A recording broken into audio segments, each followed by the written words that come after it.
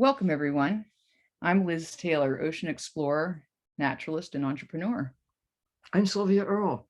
I'm an ocean elder, National Geographic explorer at large, founder of Mission Blue. This is our show, Dive In, where we host informal and open conversations with the ocean community on topics of wonder and interest. I am going to attempt to do something of wonder and interest and share the screen. Always an adventure. It truly is. And share. No, we're on a share. We just need to get this. Oh my goodness. I'm so sorry, everyone. We just want this to pull over. Here we go. At last. Aha. Yay. Always a little technical challenge at times. So as we get going on through today, we can ask questions by writing them in the Q&A box, and we'll answer as many as we can towards the end of the program. Throughout the conversation today, you will see links and notes being added to the chat box there for your reference. And before we really get underway, we want to remind everyone that the world is blue. Yes. It's where the action is. Today, we're going to be joined by Arica Hilton, a multimedia artist, curator, and president of the Asmus Contemporary. It's a gallery that supports artists and conservationists working for positive global change. Arica, could you turn on your camera and microphone and join us?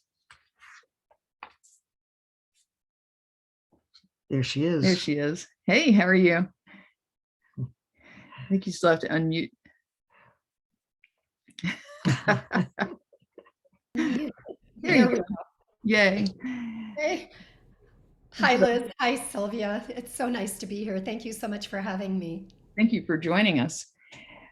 We met Arica at a diving trade show following her participation in the Elysium Coral Triangle project. And she was actually supposed to meet Sylvia on that trip, but broke my heart. I could not go at the last moment. I've been in that region, which is one of the reasons that I so wanted to go again. Well, it broke mine too. Yeah. It is such an amazing part of the planet, the diversity of life. You think rainforests are diverse, but dive into these waters and you'll see a cross-section of life on Earth. Some strange and wonderful creatures that occur nowhere on the land, but so magnificent forests of coral and of life. But they're also, sadly, part of the Elysium expeditions, and there have been 3 of them so far, but part of the assignment is to not only look at life, but also look at the problems. This is another part of the ocean, part of the Pacific Ocean, where you don't expect to find trash. 300 miles offshore from the coast of Costa Rica, around Cocos Islands, on another expedition found just an avalanche of plastic. And we've all, I think certainly all of us have been witness to this. And, one of our biggest pet peeves are these little beauties, right? Yeah. Every time you go someplace, a little island, coastal place, you get what are these the horrible little sample things? Single use that show up in your hotel room or all around you, and you're just kind of deluged with them. And cups. And the fact is that most of these island nations just don't have capacity to deal with it, or how do you deal with it? And so the fish have to deal with it. They also have to deal with fishing nets and lines that are probably the bulk of plastic. But everyone can be a part of solving this problem with the actions they take. So Arica, you during your Coral Triangle expeditions, you found, I'm going to go through some of these little bits and pieces that you collected. Is this all kind of typical of the kind of plastic that you were encountering while you were out there? Yeah. And some of it had come from 10,000 miles away. It wasn't just local plastic that we found. They'd come from the Americas, they'd come from all over.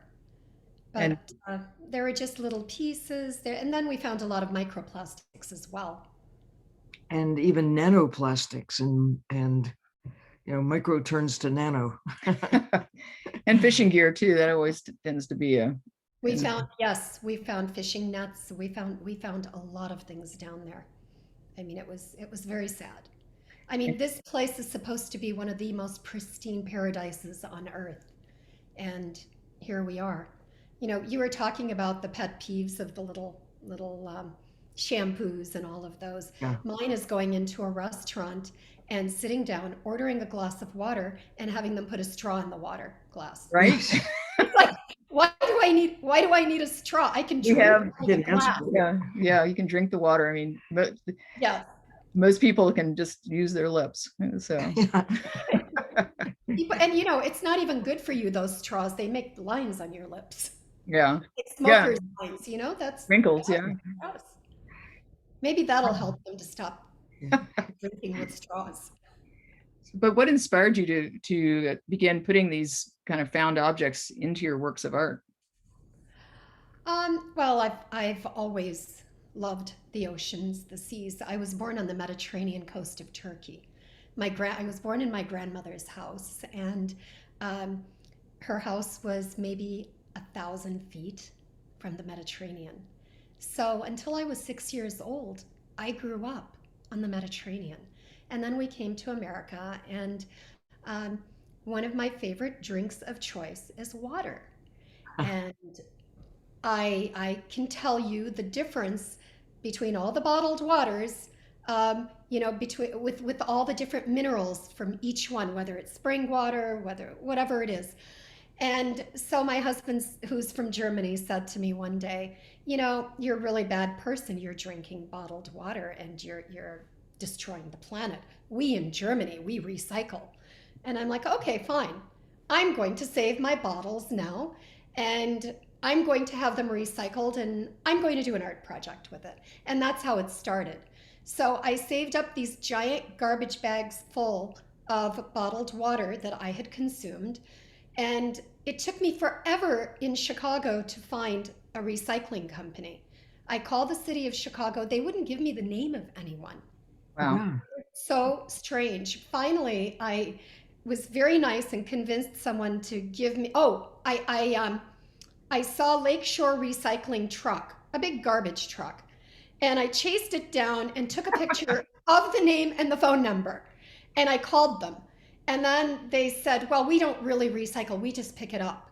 And finally, the manager gave me the name of a company where they started recycling, and the guy laughed at me.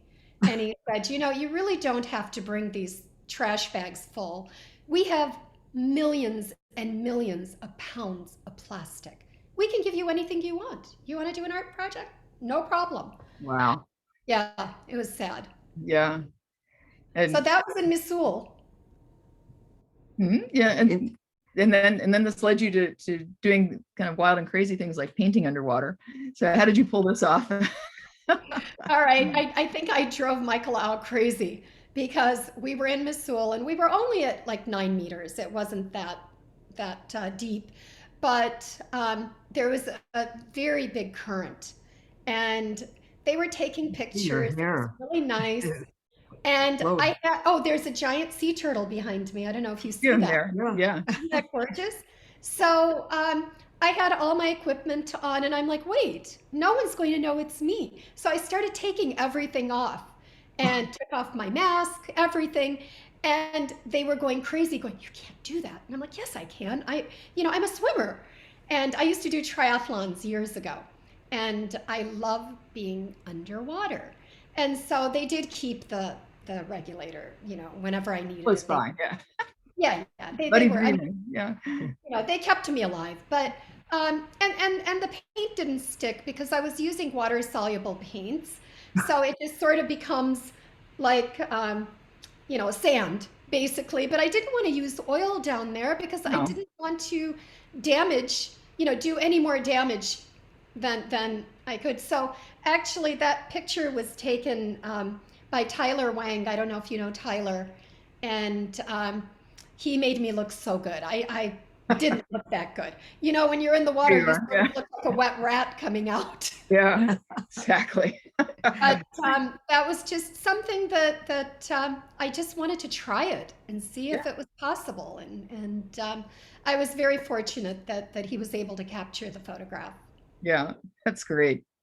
Uh, But this is more of what we normally are seeing. It's, you get into these places, these beautiful places, and oftentimes that beautiful water is completely obliterated with plastic, just kind of sitting on the surface or in the creek beds, and it's just everywhere. Yeah, where's the water? It's overwhelming. It's just like, where is the water in all of this? Erica, when the you picture got I off, was talking about.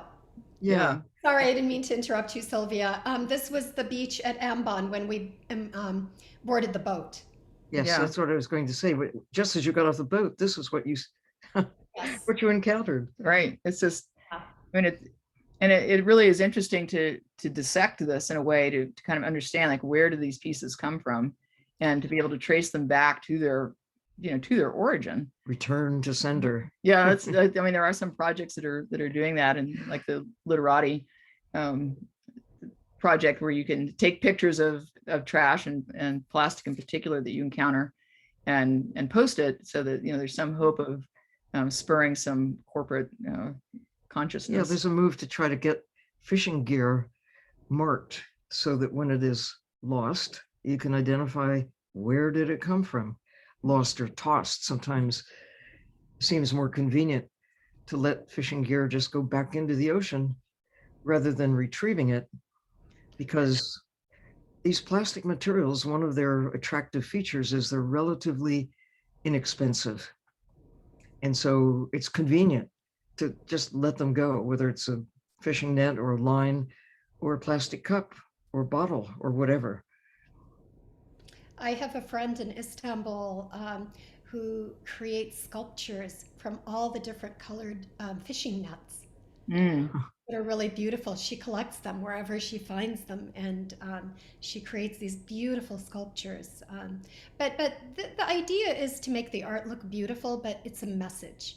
right. It Yeah.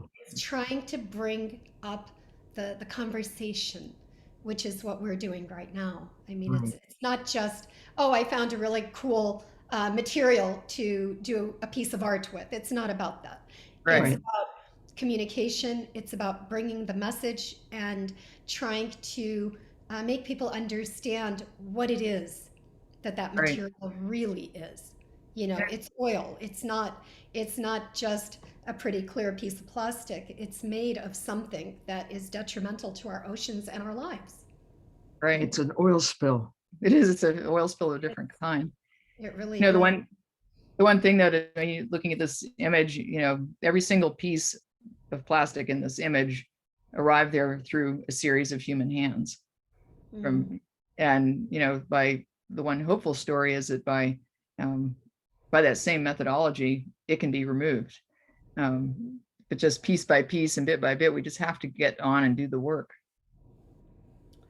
I agree. I mean, it's something that we can do it because human beings are capable of anything.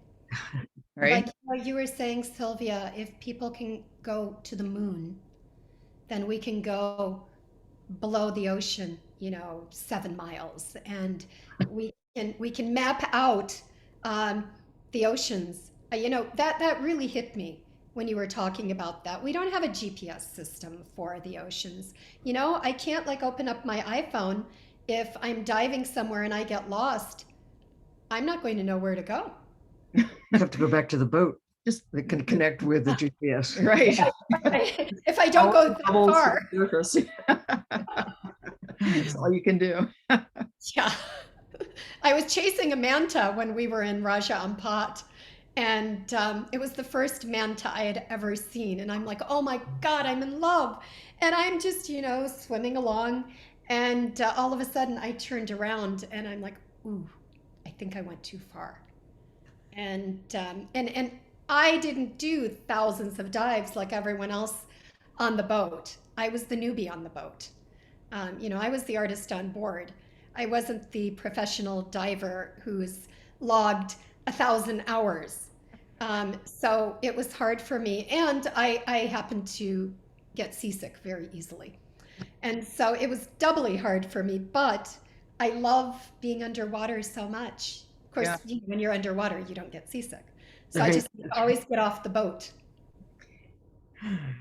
And your I Flow Like Water series is where you really messaging about some of these plastics that you encountered and incorporating them in the pieces. So we've got a Yeah, few of them here. transforming ugly into art.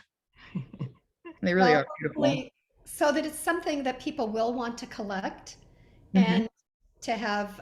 This one actually, Sylvia, when we were in China, and that's a terrible picture of it. Unfortunately, I didn't have a good Sorry. picture to send you.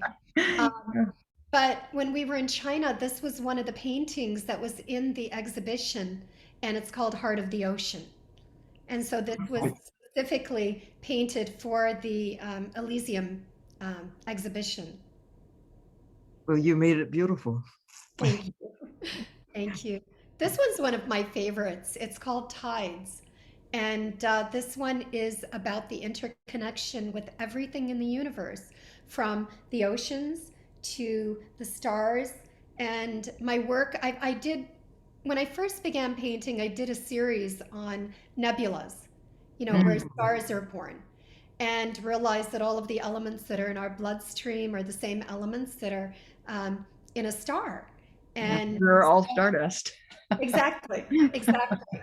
And so this sort of is like the stairway, to heaven, basically.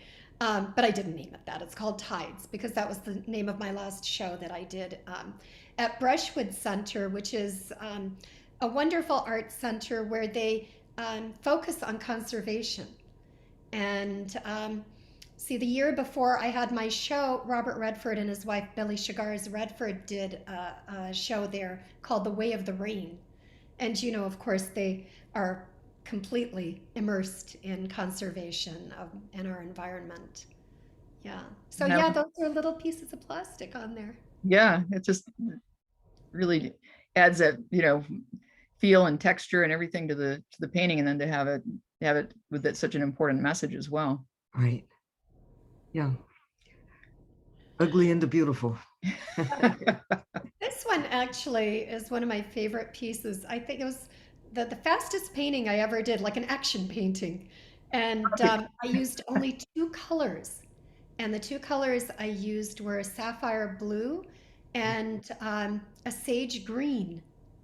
And the blue and the green turned out like this. And it's called Crescendo. It was just How like, large is it? yeah. How It's big is it? I think like 18 by 24. It's not a large painting. But it's full of energy. But you can Yeah. dive into it. Yeah, you definitely. Yes. So beautiful. Thank you. Thank you. And that again is the Tides painting Galaxy, and that's the other one where this time the ocean is on top. It's the inverse. Mhm. And when it came from my multiverse series, and I was in Paris for an art fair, and a friend of mine had joined me, and she and I decided we were going to take the Eurostar across to London from Paris. So a friend of mine is one of she's the prima ballerina for the Royal Ballet. And she invited us to come and watch them as they did a rehearsal. The rehearsal was for a modern ballet called Multiverse. And it was really beautiful. It was great. And then that evening we went back because we were only going to London for the day. We get to the train station. We couldn't find the train. They had no signs. And so we ended up missing our train back to Paris. So we decided until the next train, which was 5 o'clock in the morning, we were going to go to a movie. So we go to the theater, and there was Benedict Cumberbatch in Doctor Strange. The movie was about multiverses. How cool is that? I mean, exactly. It was like first we go and see this ballet, and it's called Multiverse. And now we're seeing Doctor Strange, and it's about the multiverses. And so this painting was inspired by Doctor Strange and his multiverse. And a But lot and a again, missing it's about the plane. Yeah. oceans and, water and Well, it does you never capture know. A it's strange night in a Paris. strange night in Paris, but it's really wonderful to see, because it does have real depth to it, and you're seeing as we see that most of the ocean is actually dark, but it's illuminated by these millions of tiny organisms and the lights that they provide. Correct. So it's Yeah. really a Yeah, thank you. beautiful Great image. symbol. But in this whole thing with the ocean plastics, the real deal is, as we work and strive to get them out of the environment, we've just got to stop making more.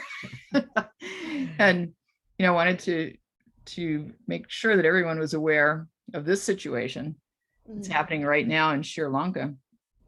And this is the container ship, the Express Pearl, of all things. And it caught fire on May the 20th, and it was smoldering away, and it sent out call to come into port, and it was denied entrance into a port where it could have received help. And instead it was kind of they were left to kind of fend for themselves in a way, and the entire ship caught fire, and it was carrying a cargo of pretty much hazardous materials of various kinds, including 25 metric tons of nitric acid. So the leaking containers of nitric acid eventually led to an explosion and a major fire.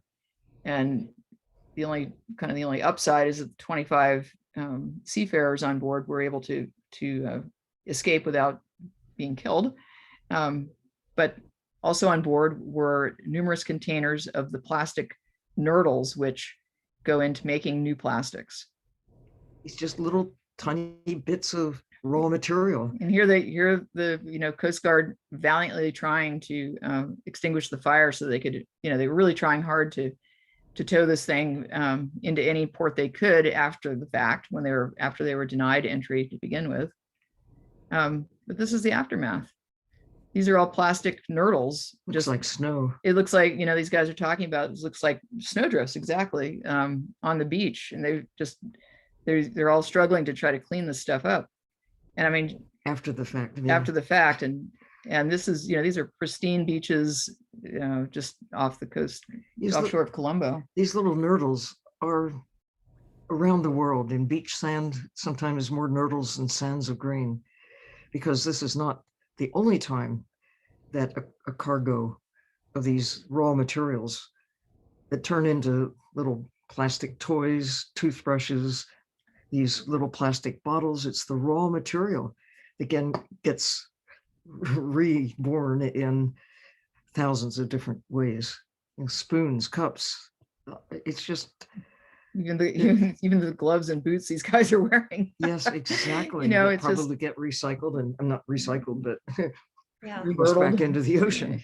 Yeah. What is it? It takes 500 to 1,000 years for plastic to disagrate, but does it really? It doesn't really. No, it just gets smaller and smaller and eventually consumed by like those little shrimp that we saw earlier, and Right. and other microorganisms. Back to nanoplastic, right down to the molecular level.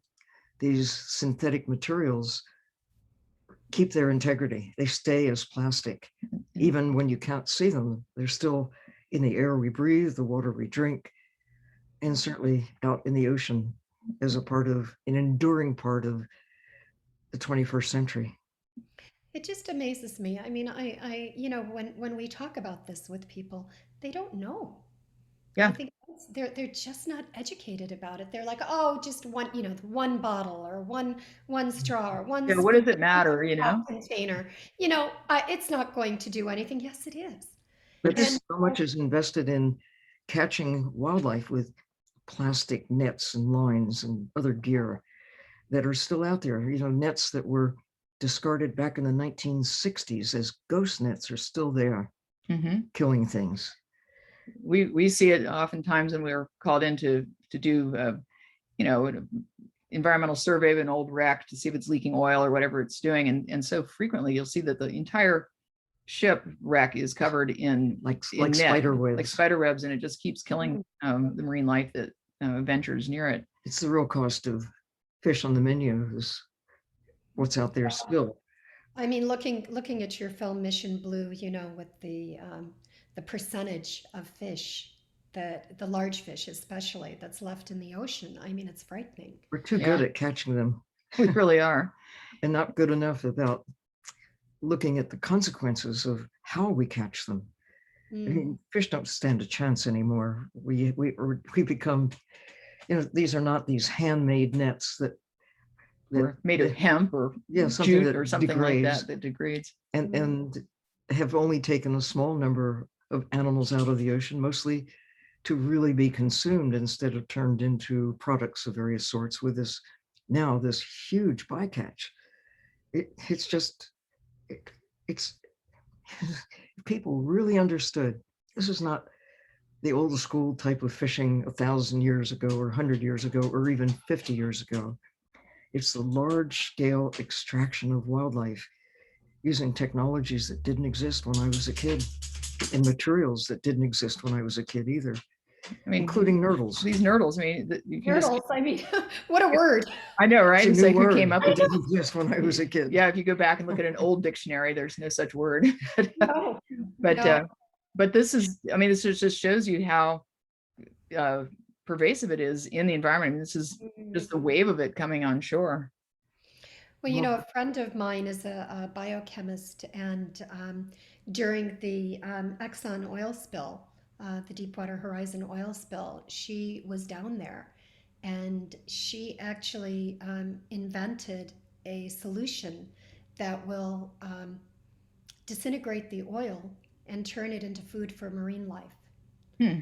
So that's really great. I don't understand why so many of these companies are not using her product. It's called Eco BioClean, by the way. That's the name of it. Huh. And we talked about if she can do that, create a solution that's going to disintegrate oil. Why can't we create a solution that's going to disintegrate plastic and turn it into food? Well, some of these Organic that won't hurt the animals. And so she right. said that it's the research is going to cost millions of dollars and doing all the efficacy trials. And so I think it's something we have to really consider. Unlike the dispersants that do not actually degrade the oil, they break it up into smaller and smaller pieces. They accelerate the degradation, but they don't actually change its nature. Right. And it actually tends to spread it further because it can't be collected once it's dispersed. It tends to persist in the environment. But it's as micro or nanoplastics. But it really is the true cost of the plastic that we just kind of take for granted so often, and it's just really pervasive in our daily lives, and increasingly in us. We're becoming plasticized. We really are. Plastic every day. I think I know that in our sea salt, in the fish that we eat. I mean, every time I do eat fish, I don't eat it very often anymore because I feel so guilty. Yeah, keep it up. I know. I actually I'm basically there. I'm basically there. I mean, I stopped eating meat when I learned about factory farming, and so I think that, and I love vegetables. Fish or meat too. Just ask any fish. Exactly. What am I? I'm not made of. No, it's very true. And all right, so as of today, I'm going to take the pledge. Take the pledge. Taking the pledge. That's it. No more fish. That little crab will be very grateful. Yeah. But you look at the little guy, and these guys, this is one of these little ghost crabs, and they kind of make their livelihood there in the beach sand. Where's the sand? And he's kind of like, wait, I can't get to the sand. There's a little patch of sand to the one side, but I'm surrounded by the nurdles. And by the way, those are not easy to create art with. I have to tell you, the little flakes are easier. I've tried the nurdles. Forget it. No nurdles. Yeah, no nurdles, but you really do have to think like, how are they going to get these out of the environment? It's once they're there. They're called mermaids' tears. Wow. Kids have given them that name. And interestingly, I saw a story about some of these nurdles actually showing up in oysters, where a woman in a restaurant, she was very surprised, opened the oyster, And she found that it had like, you know, like, I don't know, a dozen pearls or more inside this one oyster. And they're like, how can this happen? They're not pearls. Well, they're mermaid tears. But they look like little they pearls. were pearls, but they had, everyone had formed around a nurdle that had been out in the Oh, my environment. goodness. And Right. An irritant. an irritant. So Mhm. instead of a grain of sand, they started with this little seed of plastic as an irritant that created, you know, this pearl formation, which is just kind of bizarre. Nature It's, trying to heal. it's amazing what we've done to ourselves, to our children, to people. I mean, you know, to our progeny. Yeah. And we had a conversation, I guess it was yesterday on Clubhouse. Was it yesterday on Clubhouse? And we talked with in a multi-generational clubhouse and with Your son, yeah, my grandson, yeah, the artist, the artist, a fellow artist. other fellow Taylor. artists, yeah, also working with some plastic and derelict fishing gear and art. But you know, it was kind of this conversation about how some of the older generation is very set on their ways, or I'm going to use plastic and I love my plastic bag or whatever. But they're increasingly learning from the kids coming up who are having to deal with the Anthropocene and the fallout from it, and are going to have to be dealing with this kind of pervasive plastic in the environment and the real fallout from climate change. We like to think that children learn from their elders, and of course, to some extent, they do. That's how civilization progresses. You learn something, you pass it along. But now the kids are working in the other direction. They're teaching the elders.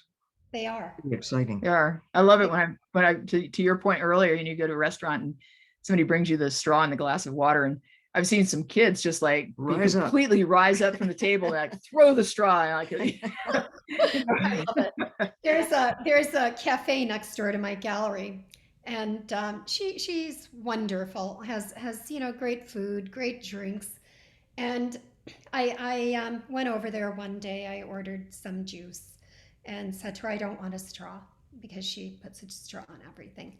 And I said, you know, maybe if you use paper straws or something else that isn't plastic. Excuse me. I said, I think it might be nice. I think your clients would love it. She said, no. I'll lose all my business if I don't give the plastic straws to my clients, because the paper will you know, it wilts, it gets soft. And I said, I know, but there's so many other types, you know, bamboo, something you can use. And I said it would be good, and she and I was very nice about it. I mean, I wasn't. oh, sure. Look, I will buy biodegradable straws. I will buy a case for you. Just try it. And she wasn't happy. So I was like, okay, I'm sorry. I really think it would be good, and I will I will help promote you being environmentally conscious.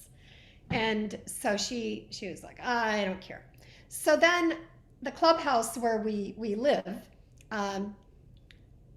I know the owners of the clubhouse, and they were giving the carry-out containers in plastic, and I had a similar talk. You know, maybe you could do something biodegradable, and you know, it would be good for you and the environment. 3 weeks later, I ordered food, and they had those really nice compostable containers. Nice. And I'm like, yes, thank you so much. And they were like, yeah, you know what? We didn't realize it. And so, you know, it just takes a conversation. It really does. And you know, being that source of inspiration and leading by example. So, and then, you know, having that multiplier effect that, you know, you're happy about it, you tell other people about it, they get more business. It's that kind of positive feedback that can really. And I find my grandkids teaching me all the time. That's right. Isn't it wonderful? Oh, I do want to add, after we had that conversation, this was a couple years ago, quite a few cafes opened up in our neighborhood, and they're all run by young kids, and they're all very environmentally conscious. That's awesome. It's a So move. you know what? I think she's now beginning to be a little bit more. Yeah, Someday she'll think she thought of it. that's right. It's economics too, you know? Yeah, It's definitely. economics. So I wanted to see here. Oh, we're going to show this picture too. That's where the baby crabs are, and the young fish. You know, typically when you see this in a healthy ocean, you say, yes, this is a nursery. These are all the little stages of so many forms of life that are out there. Increasingly, however, you know, The they have to compete proportion. for space from the tiny little bits of plastic that are out there. So it isn't just what you see on the beach. It's out there in the wild ocean as Suspended. well. Yeah, Yeah. suspended all the way down to the bottom. Well, it's so easy to see how ocean wildlife that eats plankton. You know, you Yeah. think about things like whale sharks or They just baleen siphon it up. whales, mantas, you know, Oysters. oysters, all the shellfish that filter feed. Any of those big animals The that filter corals. feed, the corals. The corals, the little coral polyps, they take in, normally in a healthy ocean, they would be looking for the eggs, the larval stages of their fellow creatures, but now they're sucking up bits and pieces of plastic as well. And in some cases, they've actually had shown the coral are starving Yeah. because the plastic just like, you know, the albatross will consume plastic and feed it to their chicks, and they starve to death. Because there's Coral no room for real food, and again, Right. it kind of like stuck in there, right? So it's just things we didn't think about. No. Plastics have been regarded as a boon to humankind, and they're pervasive. They're our buttons, in our clothing, in our shoes, but they're durable. computers. They're durable uses for them that are actually, you know, that can be a benefit. Right. But it's a single-use business. It is just really appalling. And discarding things like nets and lines and anything that we throw that stays in the sea. But we wanted to come back to your work and talk about the Van Gogh exhibit. So there's been this immersive Van Gogh that's kind of gone around the country now, but you were selected as the artist in resident while it was in Chicago. You can tell us more about that. I'm going to be here for a while. Oh, there for a while. Okay. I'm the inaugural artist in residence. Very good. Yes. And you've incorporated, these are some detail pictures where you've kind of incorporated some of these. They're really beautiful. So these are actually photographs that I took underwater in Raja Ampat. These are coral. Oh, beautiful. Yeah, they're coral. I figured Vincent, you know, Van Gogh, he loved nature. He loved flowers. He loved, you know, if he was able to be a scuba diver, I'm sure he would have been. And He would. Wouldn't that be cool? I think he would have painted corals instead of irises and sunflowers. Yeah, but yeah, these are all paintings of corals, but of course with plastic, because that's what it is. It's pretty. I mean, they look beautiful, but that's a reality. And what kind of reaction did you get from people upon realizing that these are created with plastic? Did they give you good feedback, or how They do. They love it. They think it's really cool. They want to play with the plastic. I have a little box, and they just, you know, they want to run their fingers through it. No, but I think they're like, oh yeah, I didn't realize that. Interesting. And so, you know, it's just a tiny little seed that you plant in their minds. It really is about that, you know, reaching people who might otherwise never really occur to them that, you know, how does plastic affect a coral reef, or, you know, how could it possibly? How can it affect your body? You know, I mean, every time you eat something, most of the meats and the fish and everything else you're eating is plastic. I mean, you're consuming it. When we drink water, I mean, it depends on where you're getting your water. There's probably microplastics in this. Certainly in the bottled water that you know, people buy. That if you put it through your own home filter pitcher, things like that, then, which is usually also made of plastic, but at least you know, it's a very durable item that can be recycled at life end. Right. I mean, yes, there are good uses for plastic. I mean, from the handles on our refrigerators to the keys on our keyboard, on our laptops. I mean, but these are not, like you said, it's the single use that's the problem in the world. The throwaway attitude that there is an away somewhere. Yeah. And during this pandemic, so much material has been created for short-term use and then long-term problem. Yeah, I mean, everything from masks. now. It's masks everywhere. Masks, gloves, all the, Oh my all God, these yes. items. Yeah. I think it's strange. I mean, America is such a clean country, right? You don't see so much litter on the roads like you did, like in other countries. When we were going through what's Papua New Guinea, Sarong. Oh, yeah. When we were in Sarong, all the plastic on the sides of the streets, in the rivers. I mean, I don't know if you saw in my video that I had, they were burning the plastic, and then the rivers were just full, And then brown. you I breathe it. mean, Yeah. one of the most gorgeous places on earth. It's so remote, and it was just filthy with Yeah. plastic. And but a lot of that is, again, the people that are just shipping the plastic into these places. It's like, because It's really oftentimes perverse. the native peoples, they don't want that plastic. They're happy to use traditional methods of wrapping things Right. in leaves, and to transport it or to carry food that way. They don't have to have a Ziploc bag or or any kind of plastic, really, if it's just They not in become there. addicted. Yeah, it just becomes Or, easy and pervasive. and then recycling isn't really the answer. I mean, what is the number, the percentage in the United States? 8 or 9% of the plastic is recycled. And then I was talking to my guy that who now is my supplier of recycled plastics, and he said, it depends on the price of oil. If the price of oil is low, virgin plastic is cheaper to make than recycling. Right. If the price of oil is high, then it's worth recycling. There's And incentive. so people don't realize that this is going on. Like I said, it's all economics. Yeah. Yeah. Okay, so we have to show. I love it. I want to be in one of these. Yeah, we want you to go with us in one of these at some point, but Okay. but this is a use of Responsible acrylic, use of responsible plastic. use of acrylic, because that's what the hulls of these submersibles are made of. But when we think about, I mean, I kind of remember some of the first plastic coming along, and my grandmother's Tupperware that we still have and still use today.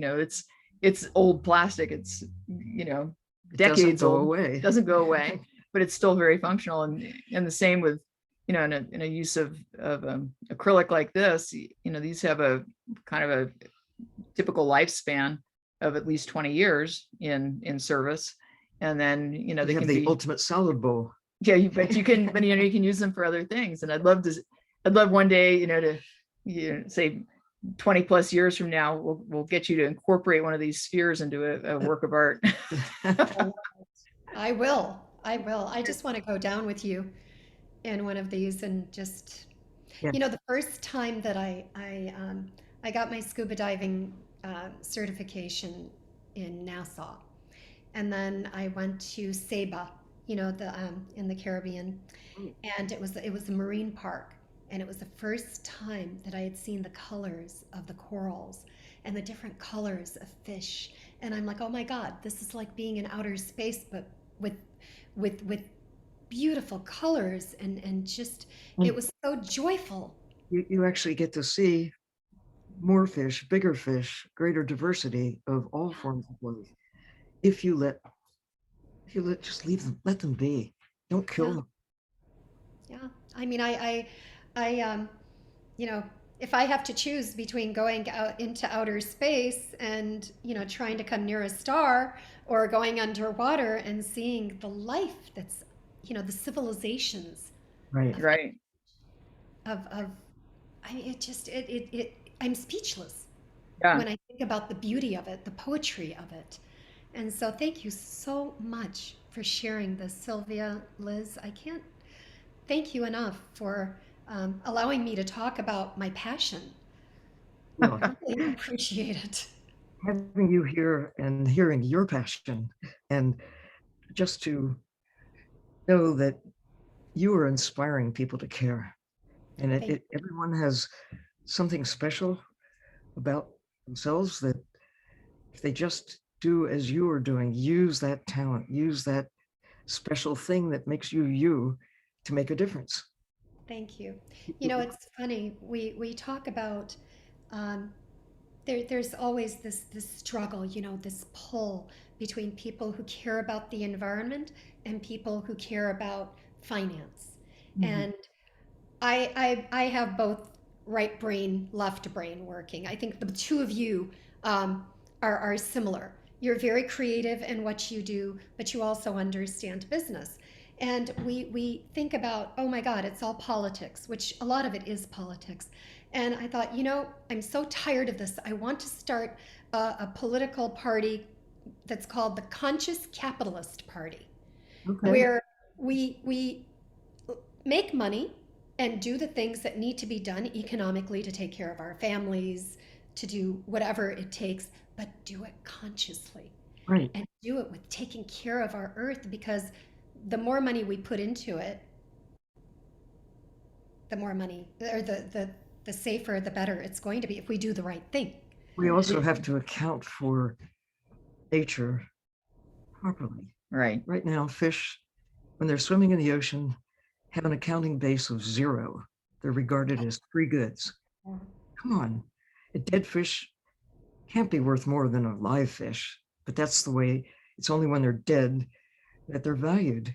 Pounds of protein. Yeah, barrels of oil for whales. Now we have, at least we're beginning to look at the real value of life, a living planet versus a dead one.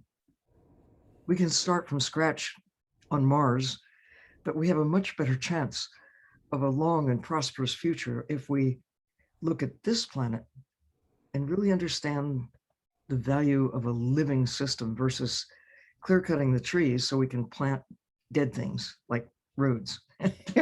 Yeah. Agreed. I love the, the kind of the new movement towards daylighting creeks that have been paved over, and just basically depaving where we can.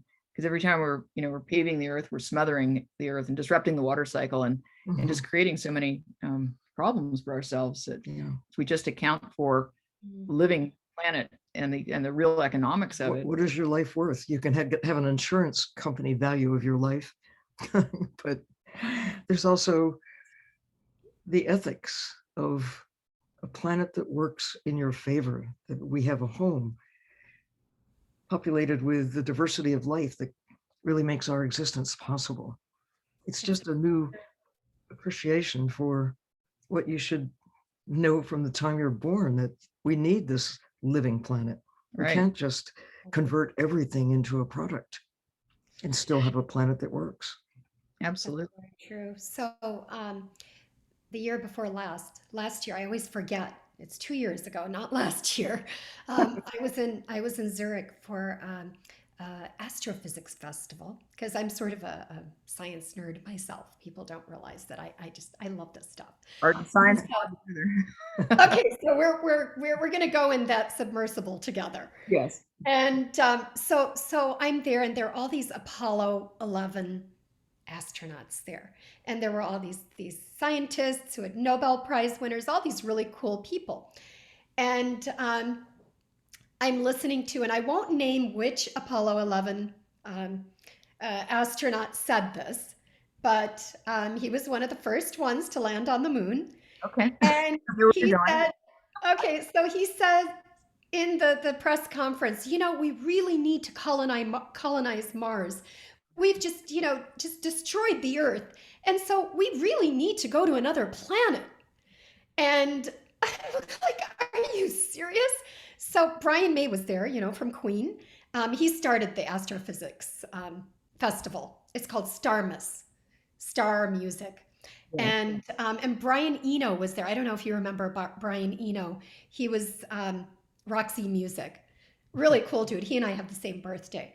So he says, so with all due respect, why don't we clean up the mess we made on the earth first? And so he just became my hero. Brian Eno, I love you. Yeah. Well, I don't regret I still think it's great to invest in reaching for the stars. How about just equal amount? I mean, right now we put gazillions of dollars in going in this direction, and pennies in going in this direction, to understand and care for our home planet. I mean, I'd be cool to set up housekeeping on Mars, but not for 8 billion people, let Yeah. alone 10. I mean, Maybe 10 people could make it on maybe Mars. 10 people, but not 10 billion.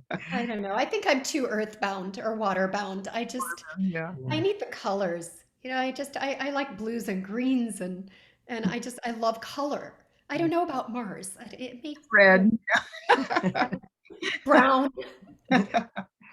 So, well, we've got a few questions that have come in, so maybe we can jump over to questions. And if you want to raise a hand, we may have time to do that as well. But let's pop into these here. And Jeanne is asking, rather than recycling plastic, should I actually try to burn it? I can't always avoid them. Yeah, can't always avoid using them, unfortunately. So, what's your thought? I mean, when you burn it, you're still releasing toxins into the air. it's true. I mean, Yeah. some countries do, the incineration method, and certainly at sea, oftentimes ships will incinerate plastic as a way to create some additional energy sources on board. But unless the byproduct of the smokestack has a very aggressive filtration system on it, then yeah, you are certainly releasing some An oil spill into the sky. So I think really the best bet is to, if you are going to use a plastic, then it needs to be one that is going to be with you for a very long time. You're going to take care of it, and it'll be enduring. It'll be that piece of Tupperware. It'll be intergenerational Tupperware. I have stacks and stacks and stacks of takeout containers. Yeah, And everybody finally, does. I stopped using pallets. I'm using the takeout containers now for my paints because, I what am I going to do with them? Yeah, but it is They actually work. the adaptive reuse method, but Mhm. we really do need to continue pushing for, I think, for really aggressive recycling, and to the manufacturers, if they're going to use a plastic product from the onset, it needs to be a selection that can be easily or most easily recycled, to your earlier point. We can try to avoid as much as possible, reuse when you can. Right. We need to collectively, individually and collectively, really use our voices to say enough already. We know how to live without them because throughout most of our history, they didn't exist. How is it that we become so dependent on them? I mean, the choices that we make, I know it's really hard. You go into a grocery store and everything is packaged in plastic. Even you see bananas. Oh my God, when they're wrapped in plastic, you're like, wrapped what? in plastic. Oranges. They're No. already pretty well wrapped. Yeah. Yeah. I mean, you go to Whole Foods because you think that Whole Foods is supposed to be, better, organic and everything. Everything is wrapped in plastic. And so I'll get one bag and I'll put all my vegetables in there. And when I go to pay, they have to take everything out to scan them. But they understand. They do understand. The young kids understand. Like you with your neighbors in your neighborhood. Yeah. Raise your voice. Yeah. Everyone, if people will, through their buying power and through their voice, we can change. I think that plastics, synthetic materials, are here to stay in one way or another, but it's the responsible use and disposal of them that will make a world of difference. We've gotten ourselves into this fix, as you point out. Hand by hand. Let's work it. Let's use these hands to fix the problem and make a point of it. If we just keep going with the flow, we'll continue to be inundated by this approach. Yeah, absolutely. Find alternatives. It will, and people are working on this. You're not alone, Jeannie, you who raised the question, what do you do? But you can do something individually that will help turn things around. It's going to take more than just one. It's 1 + 1 + 1 + 1 plus an avalanche of people. All leading by example. Yeah, using your power. Yeah. It must change. So you got few more questions to Okay, get to. sorry. That's all right. We have- We have time. So Brenda's asking, how do you choose what area to focus on and represent in your art? There's so many issues that you can address. You know, that's a great question. Thank you for asking that. How do I choose? It sort of chooses me. It's interesting. It unfolds. Something comes along and I have an idea. It can be from poetry, it can be from experience. Going to Raja Ampat, being that artist on board, that was a seminal moment for me. Um, Being surrounded by all of these people who care so much about the oceans, about nature, about our lives. And they're all professional people. They were, National Geographic photographers, people who um, are also getting that message out there. So I feel like since I know about it, I have to do something. I can't just turn my back to it. Mhm. I have to do something that's meaningful. And if I can make my tiny little part of my world a better place for me having been here, then I've accomplished something. Yeah. I think that's what it is. We're a part of this Mm. great flow of life.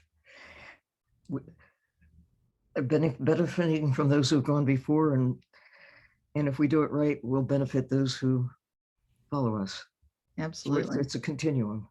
By the way, and I just one more thing for this question. The next show that my gallery is going to be hosting is called I Am Ocean. Oh, And it's a group show. And we will, of course, be including Paul Nicklin and Christina Mittermeier, Very nice. friends of all of ours, Yeah. who are crusaders when it comes to the oceans and the Arctic and all good things for our environment. We're going to have another photographer who photographs underwater nudes, and they're just gorgeous because we are water. I Oh, mean, yeah. we are water. We were born in water, and so I collect his works. He's a British photographer who lives in the south of France. My work is going to be in the show. And we have a few more. We have a couple of well-known people. We're working on getting them into the show now, and once we do, we'll make the announcement. But Nice. again, I am ocean. We all are. that's true. Most people don't realize it. It is just true. Yeah. Okay, our next question, has the beach area recovered from that explosion? And the answer to that is absolutely not. It's an ongoing disaster that's just really starting to be felt at this moment. It's really just been going on since May 20th, when the vessel first started to smolder, to just the last couple of days when it's actually in the process of sinking. And they believe that there will be now, in addition to the nurdles and the nitric acid and the other hazardous waste on board, that there will now probably be the fuel oil and bunker It fuel just gets worse. leaking from it, in addition to whatever it impacts when it hits the It's a bottom. disaster in progress. Yes, it's an ongoing disaster in progress. So I encourage everybody to keep eyes on that, and again, to share that story so that people understand, like, this is the real cost of making new plastic. There's Right. disasters like this. Mhm. I'm going to send my recycling guy. Yeah. He Tell him. does make virgin plastic. Yeah. He makes those nurdles. Well, tell him quit shipping them overseas. I'm going to. Yeah. All We're comes gonna have a heart to heart. Heart to heart. It's Exactly. all fossil material. It just compounds the tragedy. All right. So have fishing processes become any more user-friendly to the fish or marine life? She's going to choke on her water now. Au contraire. Au contraire, exactly. We've gotten increasingly effective at finding, catching, marketing, and consuming ocean wildlife. I mean, I'm a witness from the scaling up of the extraction of wildlife.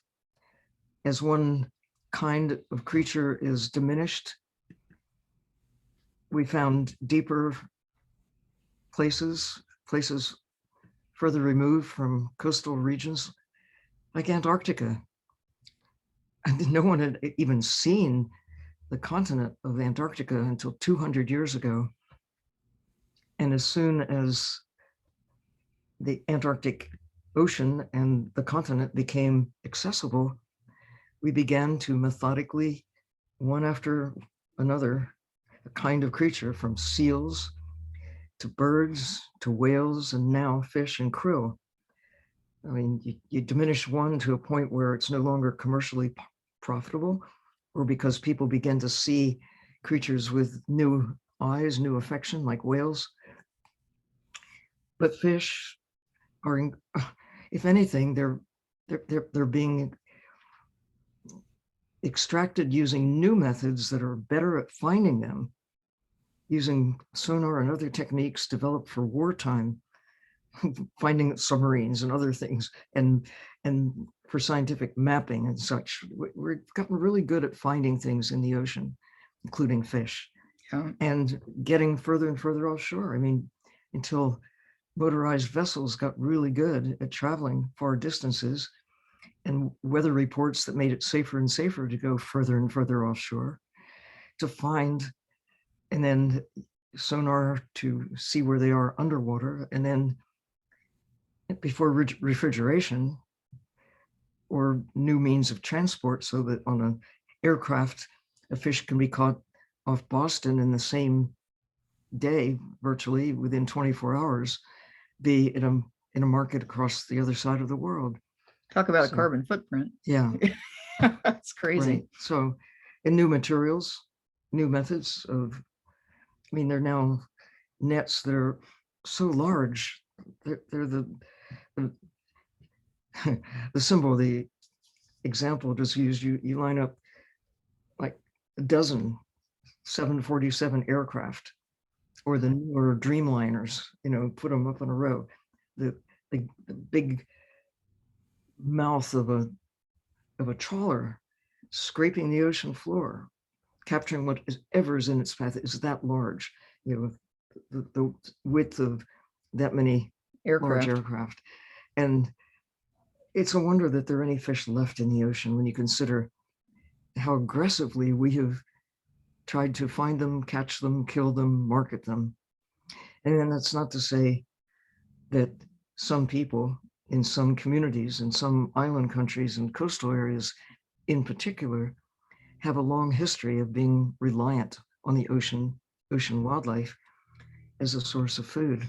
That's not what is killing the ocean. It's the marketing to distant places, using fish as money, luxury dining, people eating fish that maybe historically have never eaten fish before, let alone exotic creatures taken from the deep sea in Antarctic waters. Orange roughy and Chilean sea bass, so-called. That's crazy. But we've just been blind to the impact that we're having with the fact that the ocean is limited in what it can continue to yield, or the damage to the nature of the chemistry of the planet by taking so much from so many places and destroying ecosystems. We can see it on the land, the consequences of clear cutting or burning a forest, and we worry about the consequences to planetary chemistry and food for people who are displaced because you've destroyed large ecosystems. We just haven't really taken to heart the impact that we're having by clear cutting the ocean. Yeah, it's out of sight and out of mind. What about those long lines? And Really? Yeah, they're terrible. Yeah, they keep killing. Yeah. I mean, deploying thousands of kilometers of long lines with baited hooks every few feet is one problem, but when they're discarded and lost at sea, they keep more killing. plastic. That's another whole level of destruction, because they don't go away. They just keep killing. Okay, we've got a question from Jenny here. Let's hear some good news. All right, 2 more questions. Jenny, I often hear the question about which one thing would actually have the most impact on saving the ocean planet. Looking at what we know so far, wouldn't it be correct to say that the best choice be to stop eating commercially caught sea creatures. This one thing just seems to tackle so many problems at once, a comprehensive solution to many issues out there, including plastics, as we were just talking about. So, yeah, I mean, I think one of for me, one big things would be to get immediate and enduring protection for all of the high seas, because that's where a lot of this major extraction is going on. It's kind of like the Wild West out there. Countries just a And it's handful of certainly not countries. based on need. Yeah, not It's based on need. choice and subsidies. And I'd love to hear what you think. When I get asked that question, I say, look, you can sort of put it in two categories of what's wrong with the ocean issues, at least. It's what we're putting in, all this junk, all the toxins, even the carbon dioxide that goes into the ocean from burning fossil fuels, that it is not only warming the planet from consequences to the atmosphere, but it's causing the ocean to become more acidic. What we're taking out of the ocean, this large scale extraction of wildlife and minerals, oil, gas, the things that we're extracting, two big categories. But the worst thing of all, something we can fix, and that's ignorance. It's lack of knowing that leads to the lack of caring, complacency. If you don't know, you can't care. You can't unleash your mighty superpowers of doing something if you don't know there's a problem. And there's so many people who have no idea that the ocean is in trouble or why it matters. I'm encouraged because I see more and more there is this awareness growing. And I see more and more, especially kids, but everyone, asking questions. What can I do? What's the one thing I can do? Well, the one thing is first recognize there are problems out there that are affecting you, that are affecting everyone. Our future is at risk. Your kids are at risk because of not knowing we've got problems. And then, okay, so then what is it that you, Arica, you're using art. You're using the power that you have to make a difference. I mean, imagine if everyone said, oh, we've got these problems. I'm going to take this power that I have and do something to help make a difference. And I can't tell others what that one thing might be, but We all have one thing. At least one thing. Yeah.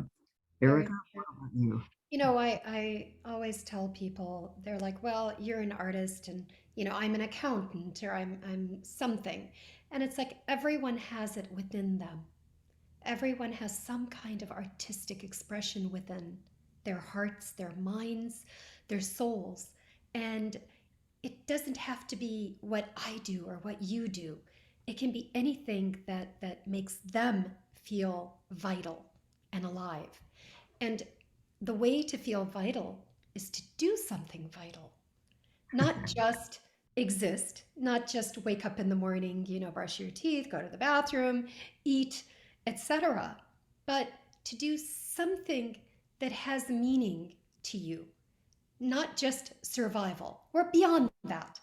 Okay, our ancestors from tens of thousands of years ago, they were surviving, but even they found something. When you look at the cave paintings, they found a way of expressing themselves.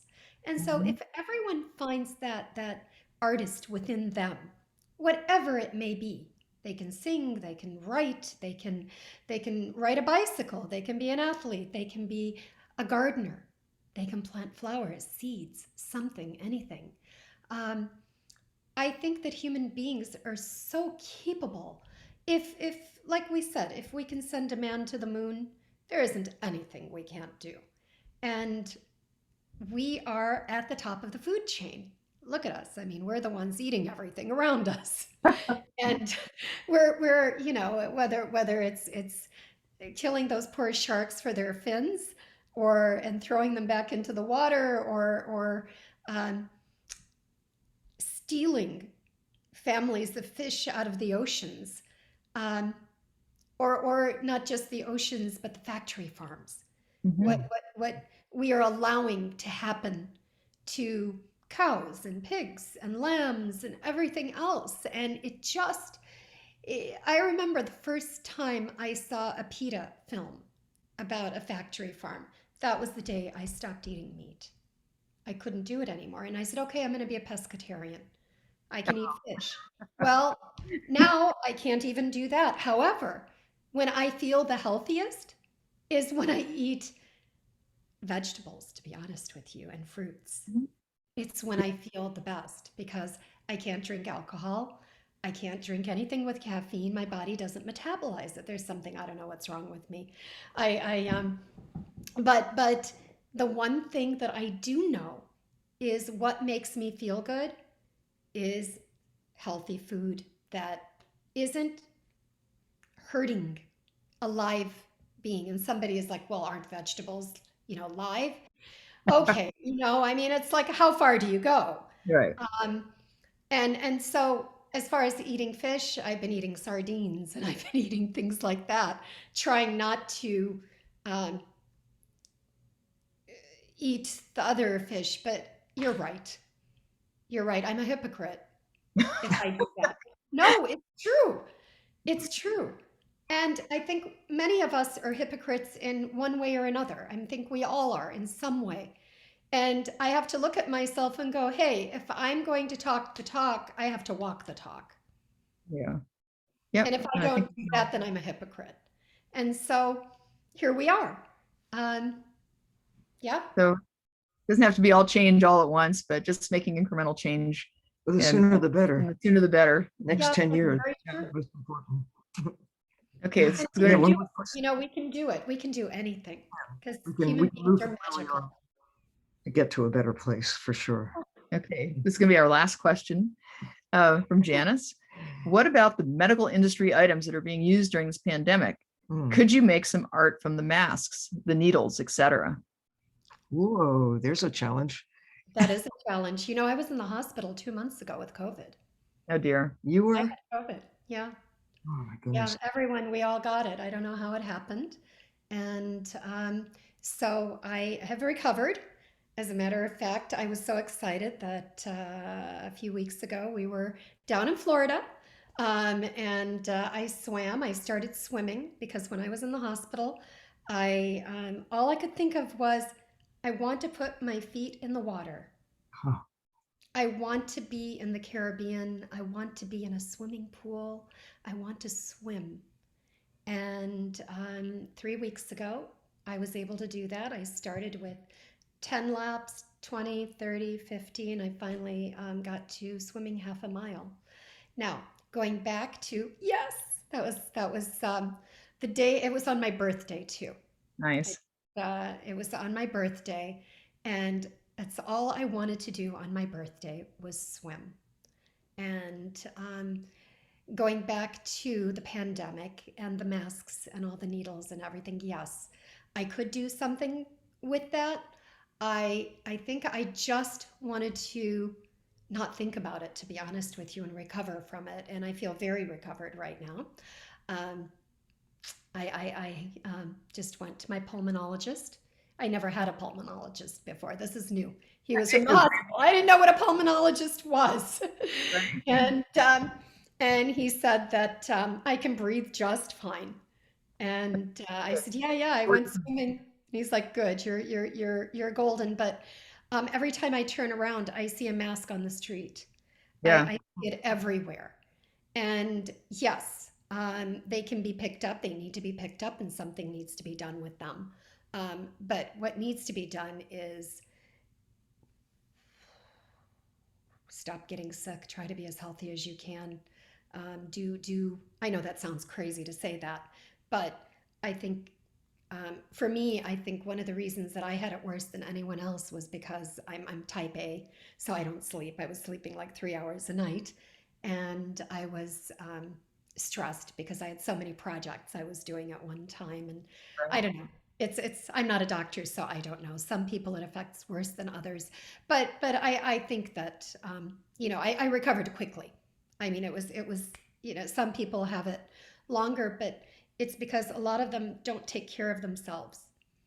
Yeah. Uh, whether they're drinking too much alcohol, they're smoking, they're doing something. Um, our bodies are, you know, our temples, and Yep. we have to think about our health along with the health of everything else that's living on Yeah. this planet. Our oceans, our land, our rainforests. My God, it doesn't end. I'm waiting for someone to, with all the cloth masks that people have been accumulating. I'm sure that in due course we're going to have a, COVID quilting going on, you know. They put them in like a big pot and boil them. Make sure they're Yeah, they're but masks and they're masks. I mean, there right. certainly are masks that can be reused. yes. And in theory, the masks, most of these paper ones, unless they again have elements of Plastic. plastic, and many of them actually do, of course, Mhm. it's a continuation of the same problem, to think differently about the use of materials that infuse our lives. And in this emergency, we turn to what worked for that occasion, and the masks just came into existence. There were masks before, but the volume that were created just like boom overnight Right. because of the demand, the need, the market. I think we're not particularly well thought through in terms of addressing the need in concert with the reality of how we have to begin to live our lives if we're going to get from where we are to a better place. I think the most positive thing to come out of 2020 is the recognition that not only can we change, but that we must, that we can change quickly, and we must. Going back to 2019, if you could suggest that people could just all at once stop doing some of the things that had become just every day, like flying, like Right. like gathering in small groups or in a stadium Yeah. without being concerned about health issues. Just so many things that, boom, we changed. And why? Because our lives were threatened. Our existence was on the line. We had to change. And if only that awareness, we did it. We turned. What might have taken decades to achieve, we did in months, weeks and months. So with climate, it threatens our existence. With the creation of a toxic world, it threatens our existence. It's being aware that our lives are on the line and that we can change when we know that our existence is threatened. That's what will make the next 10 years potentially this turning point. I don't know that we could reach that level of change without the 2x4 that smacked us over the brow in 2020. Right. Yeah. Not only that we have this problem, the laws of nature that we can't really change, that we're susceptible to forces beyond our individual choices, but that collectively we can change our behavior when we have to. We have to change our behavior if we're going to address climate change, if we're going to address biodiversity loss, if we're going to address restoring health to the planet so that we can restore health to human civilization. It's that hopeful awareness that we can do this when we know we have to. And the kids are right there as witnesses. They're not going to let the grown-ups get away with continuing decline of the planet that is theirs to live in the decades to come. Absolutely. So I think that's the best note to end on. I do, and we are kind of we're past the top of the hour. But we had some great questions and Thank a you. wonderful conversation. So thank you so much, Arica. Your reason for hope. Absolutely. Oh And my God. Thank you, Liz, Sylvia. I can't thank you both enough for having me on your show and having this conversation. Um, I look forward to continuing it. I really do. I think that, like you said, Sylvia, we do have to change, and we are forced to change at this point. And Fun. it should Like, be. It's an adventure, and we we're can do it. heroes. Yeah, Let's do change it. the world. Let's do it and have All it right. endure. and I think so. I think we're working on that. And So thank enduring. you both. Thank you. And before we go close out today, Sylvia and I would want to say thank you to all of our guests and our producer, Ocean Elders, and everyone in the community who continues to show up and participate in these conversations. Dive In feels like home to us, and we hope that it feels like home to you too. Water really does connect us all, and we're incredibly grateful to everyone. We are going to actually be back a little off cycle. We're going to come back on June 17th. And we'll be talking with the Honorable Bernadette Jordan, Minister of Fisheries, Oceans, and the Canadian Coast Guard. And so that should be a really wonderful conversation. She has superpowers. Yes. Yeah. You. And until then, let's all say we're going to remember to take care of the ocean. As if our lives depend on it, because they do. They do. They do. Thanks again, everyone. We'll see you next time. Okay. Bye for Bye now. for now. Bye bye. Thank you again to all of you. Thank you.